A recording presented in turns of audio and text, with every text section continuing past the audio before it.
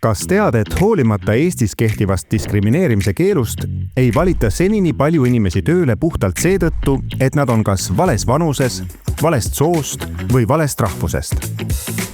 Sageli algab selline eristamine juba töökuulutustes, mistõttu võivad tööst eemale jääda väga head kandidaadid.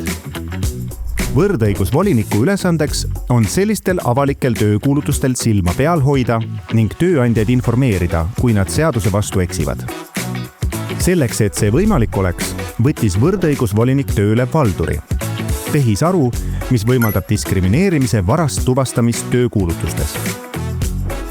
Kasutades suurkeelemudeleid, analüüsib valdur töökuulutuste tekste ja tuvastab sõnastusi, mis võivad viidata ebavõrdsele kohtlemisele. Näiteks vanuse, soo, rahvuse, lapsevanemaks olemise või muude seadusega kaitstud tunnuste alusel. Analüüs toimub 4 keeles: eesti, inglise, vene ja ukraina keeles. Rakendus toob esile probleemsed fraasid ning selgitab, kuidas võivad need seadusega vastuolus olla. Lisaks pakub valdur viise kuulutuse ümbersõnastamiseks nii, et see oleks seadusega kooskõlas. Valduri leiud vaatab alati üle võrdõigusvoliniku kantselei ametnik, kes kontrollib tehisaru järeldusi ning kinnitab või lükkab need tagasi.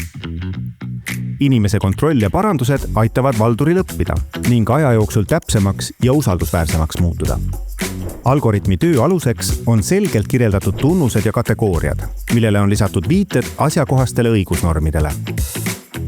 Valdur kogub ka statistikat, võimaldab jälgida trende ning genereerida kokkuvõtvaid aruandeid erinevates formaatides. Valdur toimib kui digitaalne filter, mis aitab suurest kuulutuste hulgast kiiresti esile tuua need, mis vajavad tähelepanu, säästes oluliselt ametnike aega ja toetades kõigi inimeste õiglast kohtlemist tööturul.